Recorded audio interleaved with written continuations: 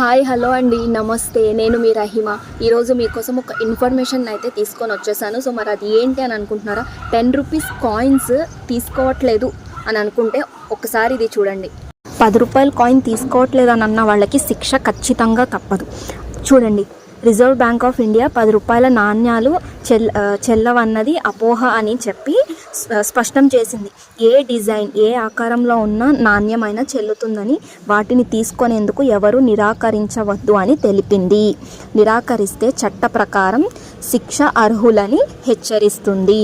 10 రూపాయల కాయిన్ బయట వ్యాపారులెవ్వరూ తీసుకోకపోవడంతో బ్యాంకుల్లో భారీ సంఖ్యలో ఉండిపోతున్నాయని చెప్పి అంటుంది. ఈ నాణేలపై ప్రజల్లో అవగాహన చెందేందుకు చర్యలు చేపడుతుంది. సో అదండి న్యూస్. అయితే చూసారు కదా, ఎవరైతే 10 రూపీస్ కాయిన్ తీసుకోను అని అంటారో ఖచ్చితంగా మీరు వాళ్ళ మీద శిక్ష వేయండి.